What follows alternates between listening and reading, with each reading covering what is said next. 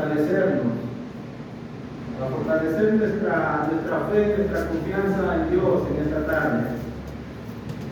Y va a estar ahí basada en Marcos, capítulo 6, versículo 45 hasta el versículo 50. Estamos, hermanos, todavía con el tema de que Jesús anda sobre el mar.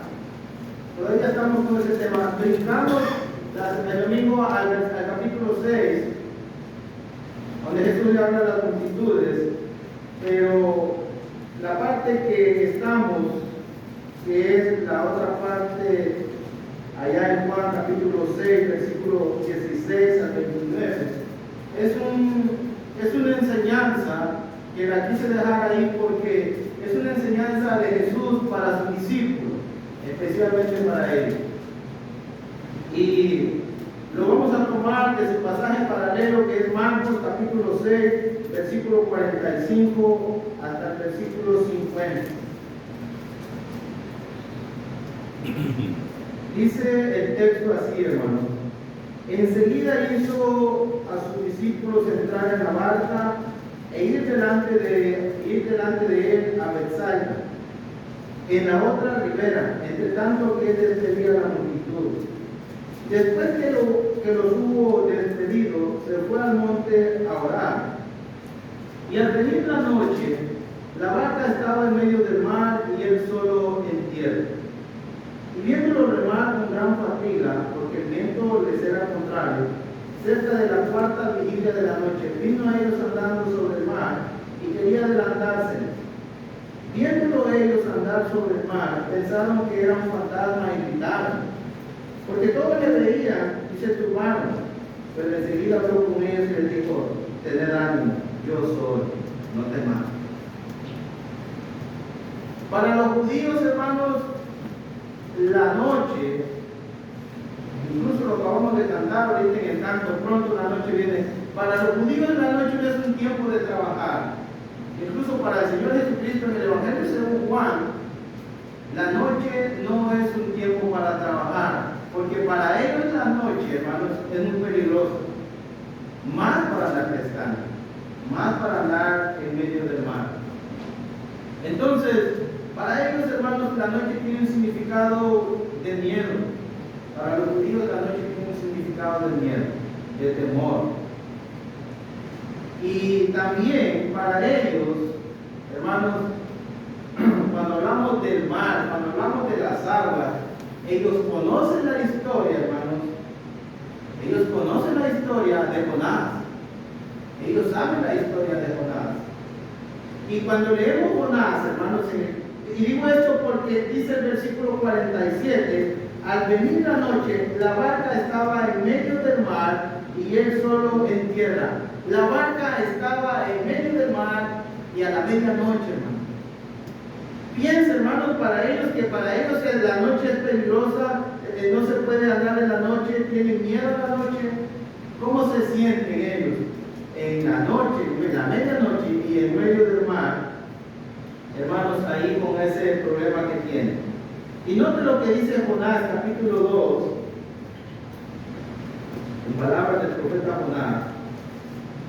Jonás, capítulo 2, vamos a leer ese capítulo, hermanos, para que veamos la idea, el concepto que tienen ellos del mar. Entonces oró Jonás a Jehová su Dios desde el vientre del pez y dijo: invoqué en angustia a Jehová y él me oyó, desde el seno del Seol clamé. Y la pregunta es: ¿estaba Jonás en el seno del Seol? ¿Dónde estaba Jonás? En el vientre del pez, en lo profundo del mar. Pero para Jonás estar en el fondo del mar, estar en lo profundo del mar, es lo mismo que estar en el Seol. Y dice el versículo 3: me echaste a lo profundo y en medio de los mares, y me rodeó la corriente, y todas tus ondas y tus olas pasaron sobre mí. Entonces dije: desechado soy delante de tus ojos, mas aún veré tu santo templo. Las aguas me rodearon hasta el alma, rodeóme el abismo.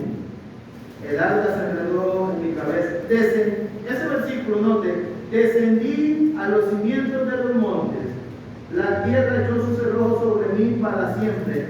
Mas tú sacaste mi vida de la sepultura, oh Jehová, Dios mío. Cuando mi alma desfallecía, en mí me acordé de Jehová y mi oración llegó hasta aquí en tu santo templo. Para Jonás estar en el vientre del pez, para Jonás, es como estar, hermanos, en el Seol. Jonás está pensando, no tengo salida de aquí. Aquí voy a morir ahogado en este mar. Y dice el versículo 6, descendí a los cimientos de los montes, la tierra echó sobre su cerrojo sobre mí para siempre, mas tú sacaste mi vida de la sepultura. Para Jonás, estar en lo profundo del mar es como estar muerto. Para los hebreos, naufragar una barca, saben que están perdidos. Y los que estamos viendo, los discípulos del Señor, están en medio del mar y a la medianoche. Y estamos viendo lo contrario, hermanos, que los está deteniendo, Seguramente ellos piensan, hermanos, que aquí nos hundimos en esta barca, no hay esperanza. Vamos a morir ahogados. Vamos a estar. Ellos posiblemente están pensando como nada. Esta va a ser nuestra sepultura, las aguas. Pero hermanos, noten lo que dice Marcos. Y antes de que veamos que Jesús anda sobre el mar, quiero que veamos algo antes de eso. A Jesús y la oración. Aunque el pasaje está el mismo en Marcos capítulo 6. Yo más quiero ponerlos, hermanos, en cómo se sentían los pescadores, los discípulos en ese momento, en medio de ese mar y a la medianoche. Y lo que podría estar pasando por su mente, aquí está nuestra sepultura. Este va a ser, vamos a ir directo al Señor, al lugar de los espíritus. Dice Marcos capítulo 6, versículo 46. Y después que hubo despedido a la multitud, se fue al monte a orar.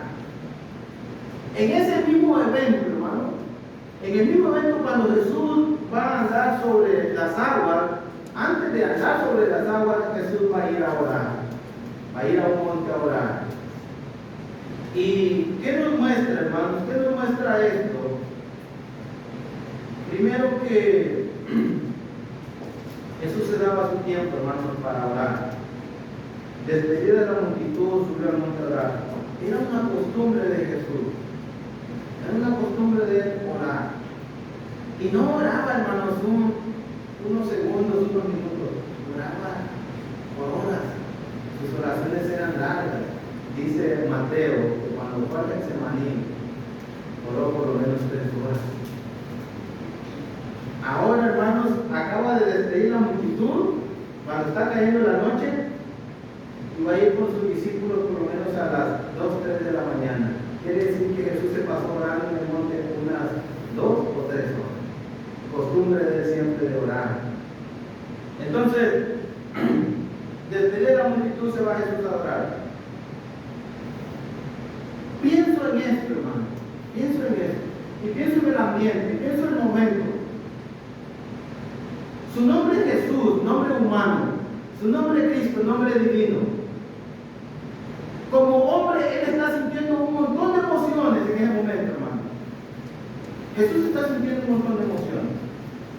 Primera emoción, hermano, es que el pueblo judío lo quiere convertir en rey.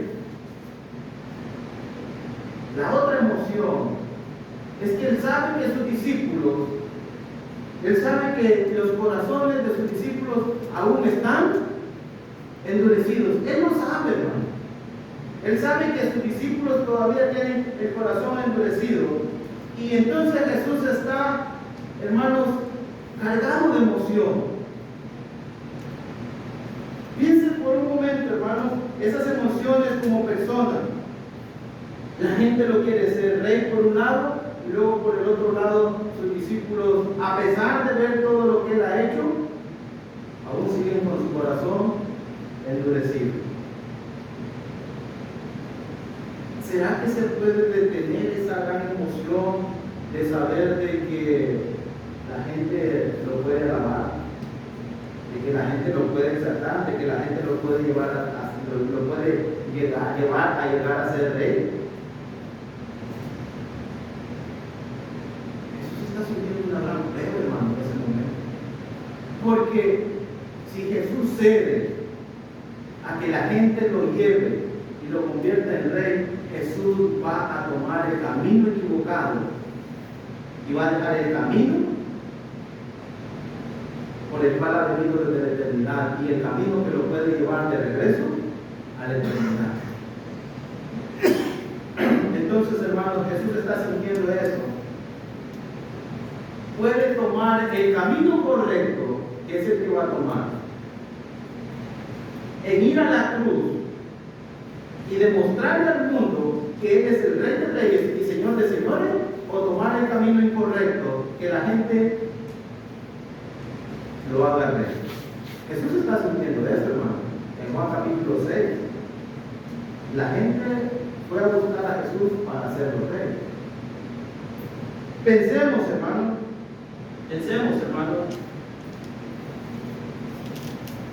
¿Cuánto le va a costar a Jesús tomar esa decisión? Por eso yo pienso que Jesús fue a orar a su Padre. ¿Qué voy a hacer, Padre? Como ser humano estoy sintiendo una gran emoción por las cosas materiales de este mundo, por el honor de este mundo, porque la gente me alabe, porque la gente me exalte humanamente. Por otro lado, tengo el compromiso de cumplir tu voluntad. Qué momento difícil para el Señor. Y hermano, cuando Jesús se siente tentado a agarrar el camino equivocado, o la gente lo está empujando a que tome la decisión equivocada, lo que Jesús va a hacer es: voy a ir a orar con mi Padre. Cuando Jesús ve que sus discípulos tienen su corazón endurecido, no va a orar, va a ir a platicar con su Padre.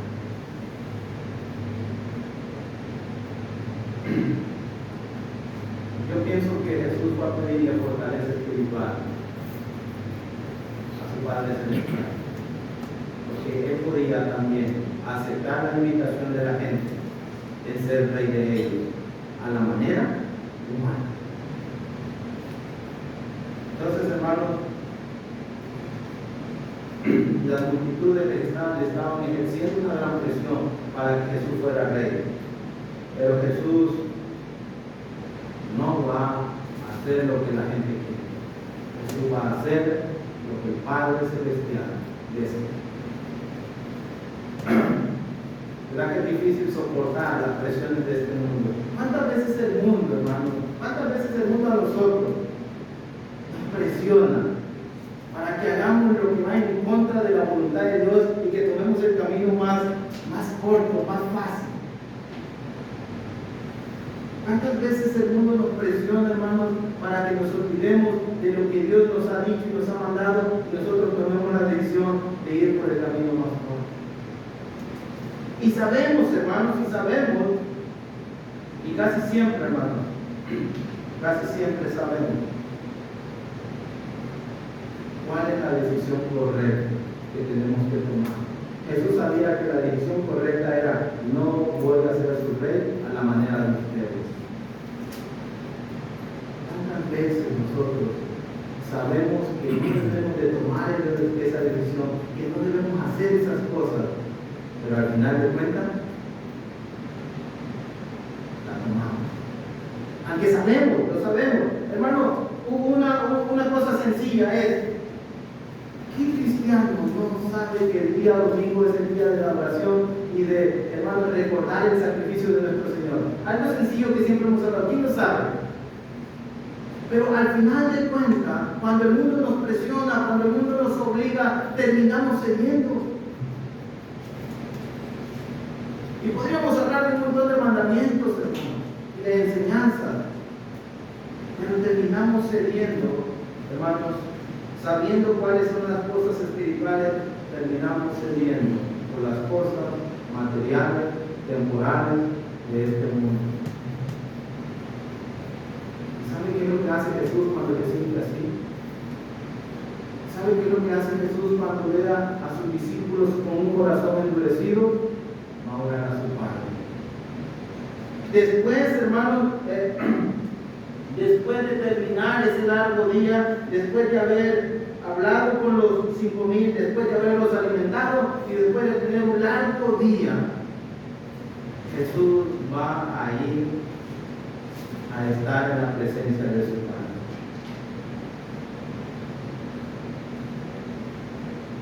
¿Qué es mejor, hermano? Cuando la situación está así, Jesús sabe que lo mejor es estar en la presencia de Dios. Así diría el salmista, ¿no?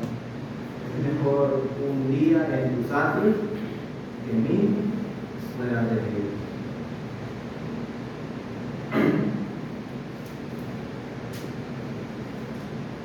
Lo otro que nos presionaba mucho en Jesús es: ya hice varios milagros, ya trabajé, ya demostré, ya hice. Ya les mostré mi poder, ya les mostré que soy Dios, pero aún así mis discípulos siguen con un corazón endurecido. A Jesús le duele, hermano. Porque Jesús puede tirar la toalla en ese momento y aceptarse el rey. Note Juan, note cómo Juan lo expresa, hermanos, en el capítulo 13, en el versículo 21.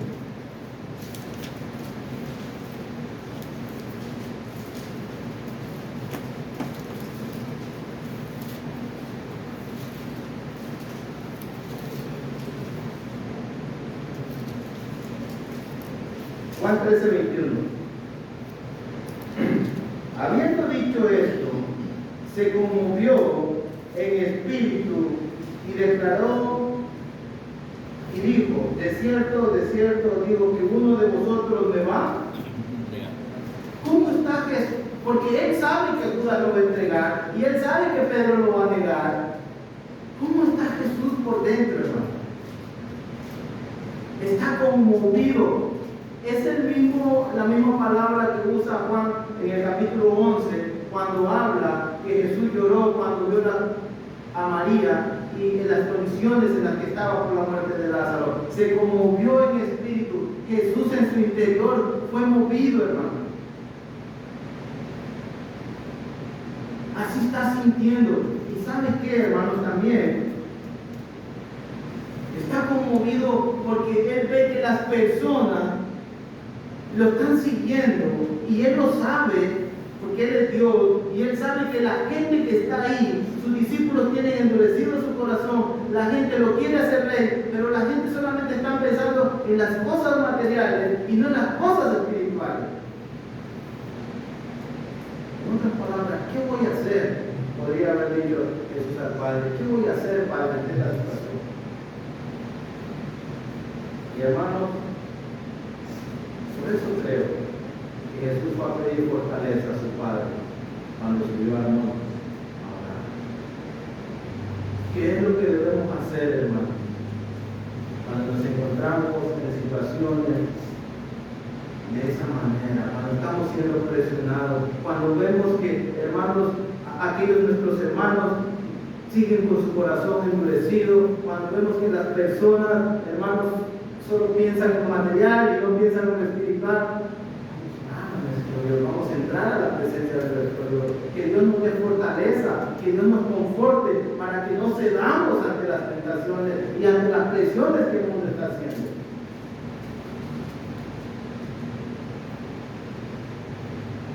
La oración es un momento especial.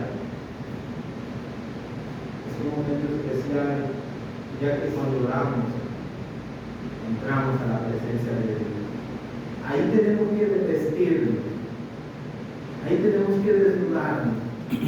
Ahí tenemos que decirle a nuestro Padre Celestial qué es lo que estamos sintiendo, cuáles son las emociones, qué es lo que estamos sintiendo en eso. No se lo guardemos porque al fin y al cabo Él ya lo sabe. ¿Qué es lo que estamos sintiendo?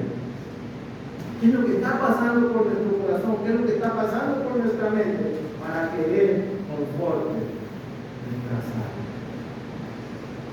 Para que Él escuche nuestro ruego.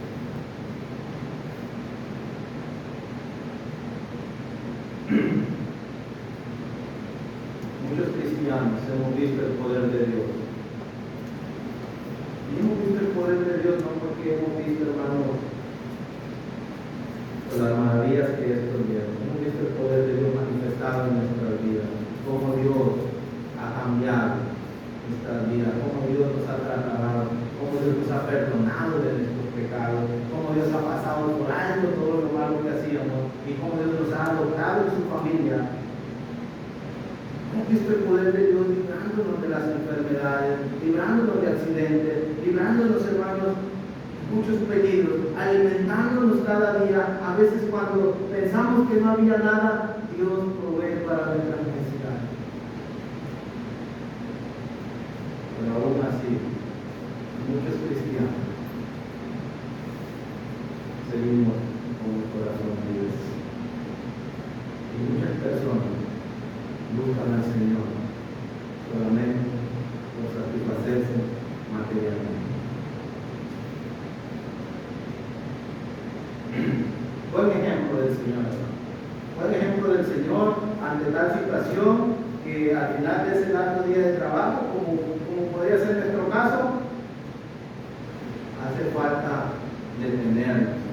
Después de que terminamos nuestras labores, detenernos, pararnos, hacer una evaluación de nuestra vida diaria, pensar en lo que nos está moviendo, pensar qué es lo que está pasando en nuestra vida, pensar qué es lo que estamos sintiendo y, hermanos, simplemente acercarnos a Dios y recargar nuestras pilas espirituales para seguir luchando en este mar agitado que es este mundo.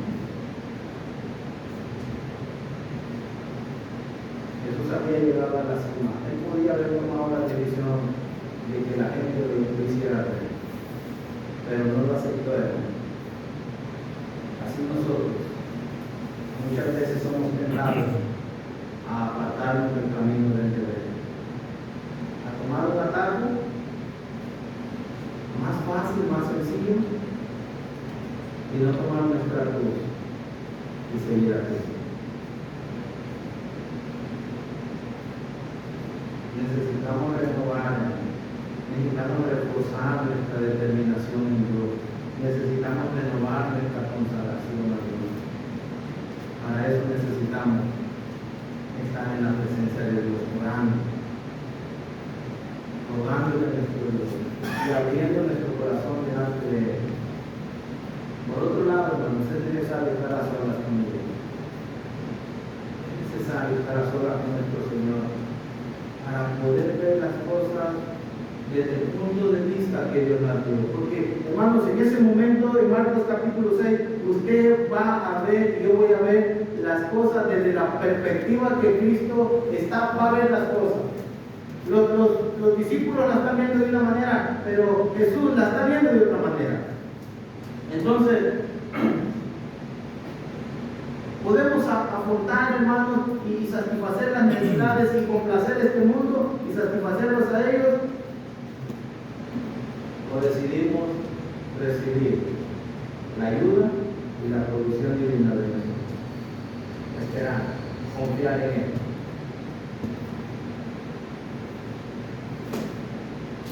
...24 horas al día, que nunca sea tarde para buscar estar a solas con Dios.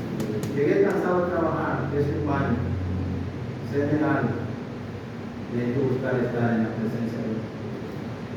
Porque allá, hermano, estamos siendo presionados a hacer lo incorrecto.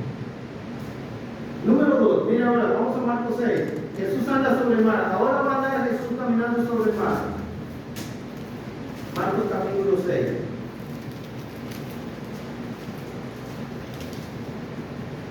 La barca está en medio del mar, los discípulos están en medio del mar, es la medianoche, y dice el versículo 48, y viéndolo remar con fatiga, porque el viento le era contrario, cerca de la cuarta vigilia, esto es, entre las 2 y 6 de la mañana, o 3 o 6 de la mañana, vino a ellos andando sobre el mar y quería adelantarse. Físicamente, ¿cómo está Jesús? O sea, físicamente, ¿cómo está Jesús en el texto, en el 48?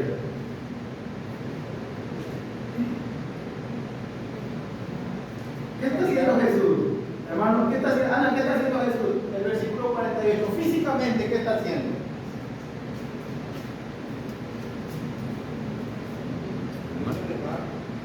No. Versículo 48. Sí. ¿Qué está haciendo? ¿Cómo dice el texto? Viendo remar con gran fatiga. Yo físicamente miro a Jesús parado en la playa, viendo a sus discípulos cómo están luchando, esforzándose, y Jesús viéndolos en la playa. Porque Él los está viendo, hermano. Los discípulos no ven a Jesús porque es de noche, pero Jesús sí los está viendo. Y los está viendo cómo estaban luchando con gran esfuerzo para salir de medio de ese viento. No dice que estaba lloviendo. Miré un documental, hermanos, de un lago en el Perú. Dicen los pescadores que a ellos no les preocupa que llueva, que a ellos les preocupa que haga viento. Porque cuando hace viento, empieza a haber olas dentro del lago, empiezan las olas. Y esas olas son las que hacen que las barcas se hundan. Entonces, hermanos, el viento está pegando recio, las olas están grandes.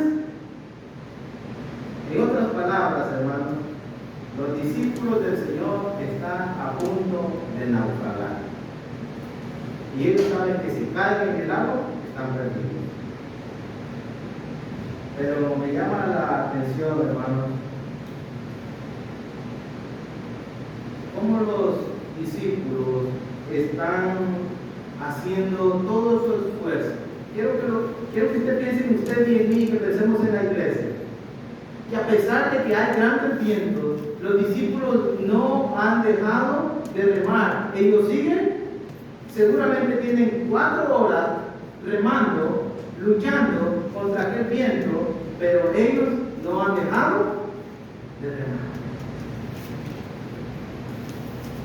Y en ese momento, cuando parece que ya no hay esperanza, hermanos, es cuando aparece el Señor, la ayuda divina, la intervención divina. Cuando parece que ya el barco se va a hundir, cuando parece que la barca se va a hundir, es cuando aparece el Señor. Los ojos del Señor, dice el Salmo 43, 16, que los ojos de Jehová están atentos a lo justo. Hermanos, ¿qué me enseña esto? Que podemos estar en este mundo luchando, esforzándonos, y nosotros podemos hasta quejarnos y decir, estamos solos, nadie sabe. Jesús dice, yo estoy viendo tus esfuerzos, yo estoy viendo tu lucha, yo estoy viendo tu fatiga, yo estoy viendo cómo estás luchando en tu matrimonio por mantenerlo, yo estoy viendo cómo estás luchando en tu vida por ser fiel. Pablo diría, hermano, que no hay, allá en 1 Corintios capítulo 10, versículo 12 al 14, que el Señor no nos ha dado una prueba de la cual no podamos soportar, y con la prueba también nos ha dado la salud. El Señor sabe que el viento es fuerte, el Señor sabe que es contrario, y Él sabe que sus discípulos están ahí. Pero el Señor les quiere enseñar, hermano, les quiere dar una lección. Y la lección es que ellos puedan verlo andar sobre las aguas y que ellos se puedan dar cuenta que Él es Dios, hermano. que Él tiene el dominio sobre todas las cosas, que no solamente convierte el agua en vino, que no solamente sana a los paralíticos, que no solamente puede, hermanos, multiplicar el alimento, sino que también tiene autoridad sobre la gravedad y que Él domina todo el universo. Eso es lo que Él les quiere enseñar.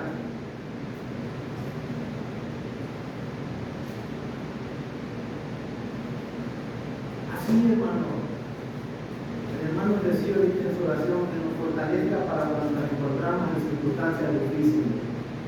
Estamos en circunstancias difíciles, hermano. Sea por economía, sea por los problemas familiares, matrimoniales, sea por la salud, hermano. No tenemos que olvidar que nuestro Señor está atento, que sus ojos están atentos a nuestras necesidades, que Él no nos ha abandonado, que Él está parado en la orilla para rescatarnos en el momento oportuno.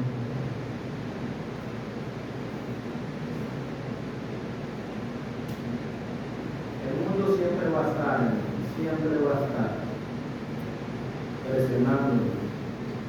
Ese bien siempre va a estar en nuestras vidas para que los cristianos se unan en el mar traidor, para que los cristianos naufraguen, para que los cristianos digan, ya no más, ya no va a seguir remando, ya no va a seguir moviendo las manos, ya no va a seguir trabajando para Dios, ya no va a seguir sirviendo, ya no va a ser fiel, ya estoy cansado.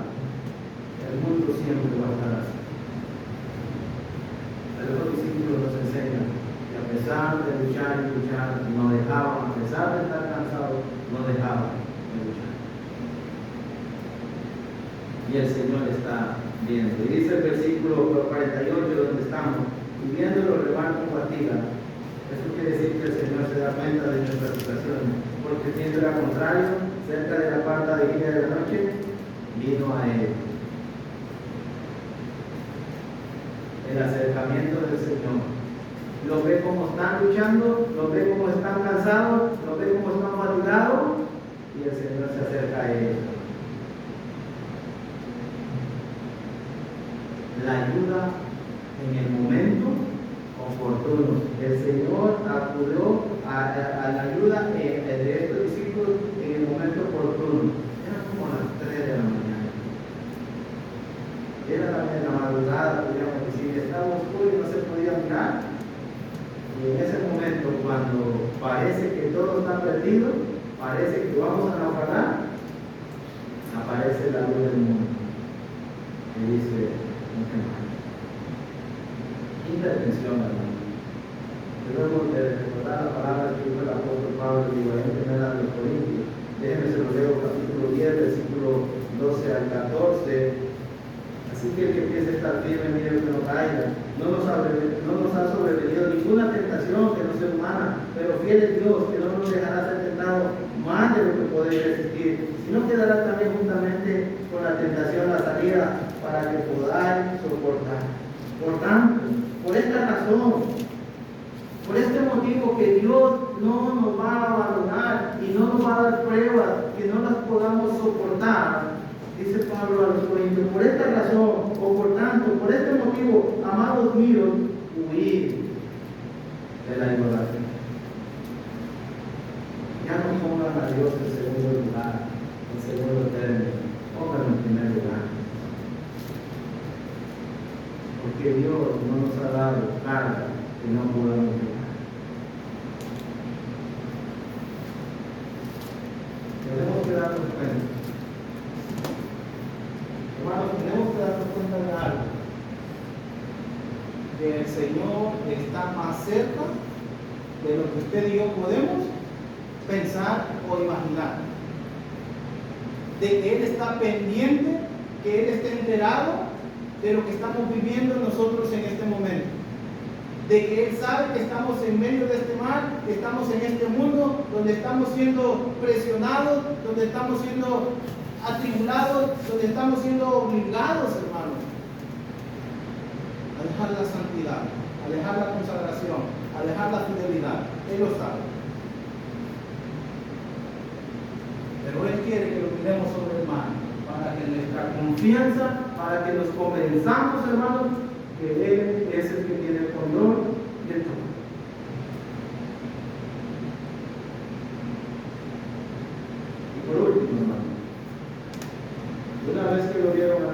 mar y el Señor llegó. Dice el versículo 29, viéndolos ellos andar sobre el mar, pensaron que era un fantasma gritado. Tenían miedo, porque todos le veían. Dice tu hermano, pero enseguida habló con ellos y le dijo, tened ánimo, yo soy. No temas. Es fácil decirle a alguien, no tengas miedo, no te preocupes, la operación va a salir bien, todo va a salir bien, todo va a estar bien, pero nuestras palabras, hermanos, son palabras vacías. Pero las palabras de Jesús no. Porque cuando Jesús dice, no temas, no te preocupes, es porque Él va a hacer algo por estas personas. Y con esa frase, hermano, Jesús le está dando un mensaje a sus discípulos: no tengan miedo, no se preocupen, no se asusten, no se angustien. Yo puedo convertir el agua en vino, yo puedo sanar las enfermedades, yo puedo multiplicar los alimentos, pero también yo puedo andar sobre el mar, porque yo soy Dios. Y si Él puede tener el control de todo, ¿para qué se va a preocupar? Lo que el hombre necesita es confiar en Dios, depositar su confianza en Dios. Termino con esto. Jesús sabía que sus discípulos no habían entendido lo de los panes. Jesús sabía, hermanos, que los corazones de sus discípulos estaban endurecidos, pero ahora Jesús les estaba demostrando que Él no necesitaba que la gente lo pusiera como rey. ¿Sabe por qué?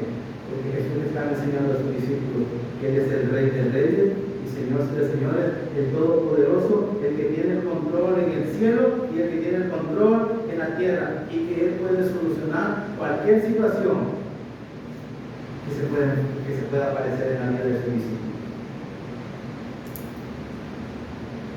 ¿Qué situación me está atormentando? ¿Qué es lo que nos está, hermanos, cansando y fatigando? El Señor tiene el control del día de hoy, y Él tiene el control del día de mañana, y Él tiene el control de todo en este mundo. Entonces Él puede solucionar cualquier situación en la que se encuentre su discípulo.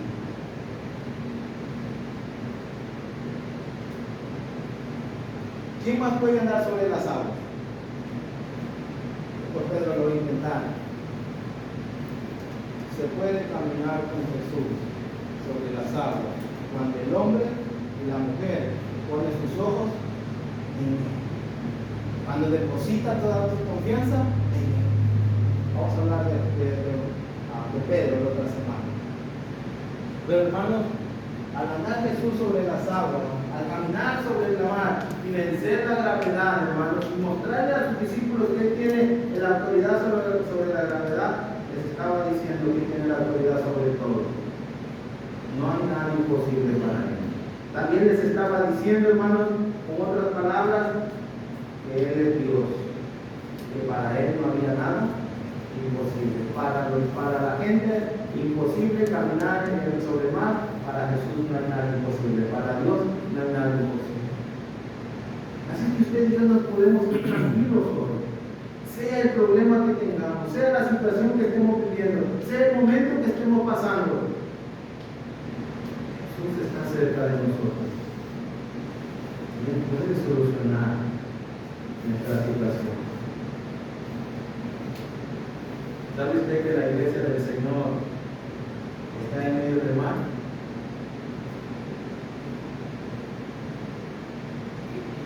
El mundo está presionando a la iglesia para que la iglesia deje de ser esa iglesia santa y gloriosa, la cual el Padre preparó desde antes de la eternidad. Pero hermanos, ustedes y yo podemos hacer lo que hicieron los discípulos: seguir remando. Los remos son esos pedazos de madera que usan para que la barca camine. Podemos seguir trabajando. Ahí no dice que uno estaba sentado y que el otro estaba, no, estaban todos trabajando. Entonces necesitamos remar con más esfuerzo para no dejar que la iglesia que la congregación de reserva vaya a naufragar. Que esta congregación se mantenga a flote. Que esta congregación soporte los momentos difíciles. Que no naufrague, hermano, en este mundo traidor. Ya muchos hermanos han sido tratados por el mal. Muchos cristianos han sido presionados, han dejado la barca de la salvación y se han ido al mundo.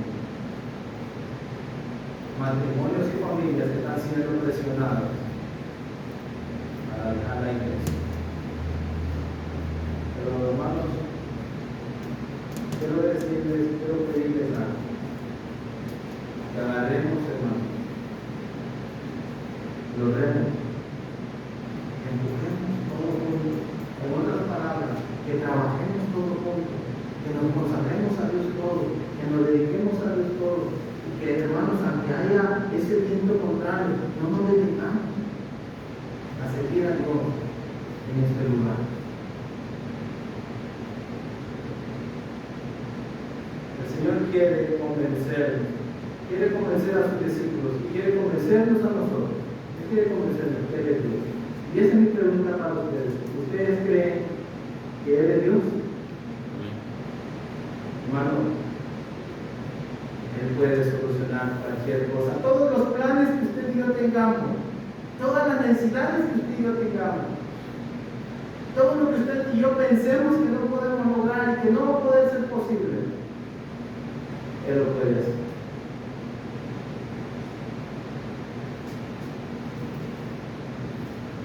El Señor quiere que sus discípulos, al verlo caminar sobre el mar, puedan confiar en Él ciegamente, que Él es Dios y que Él tiene el control de todo y que Él los va a ayudar. Eso es lo que el Señor quiere en esta tarde. Que usted y yo confiemos a ciegas, que es imposible. Para el Señor no hay nada imposible. Que es difícil, para Él no hay nada difícil. Que no va a ser posible, para Él no es posible.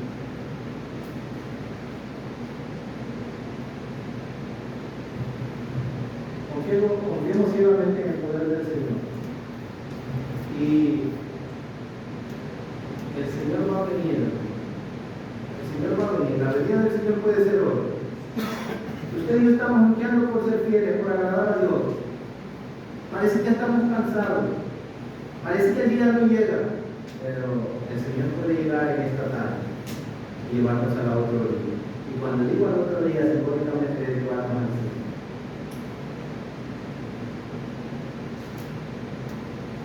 Puede acercarse a nosotros para ayudarnos en la situación que estemos pasando. Así que todos sus planes y todas las situaciones que podamos estar viviendo, solamente tenemos que depositar toda nuestra confianza en el Señor. Y Él la va a solucionar. La iglesia en este lugar necesita de cada uno de nosotros. La iglesia, hermanos, en el mundo entero necesita volver a confiar en Dios. Así que les animo en el amor del Señor que renovemos nuestra confianza en Dios, que volvamos a confiar en Dios, así como confiamos al principio, cuando decidimos obedecerle a través de las aguas del bautismo. Dios les bendiga.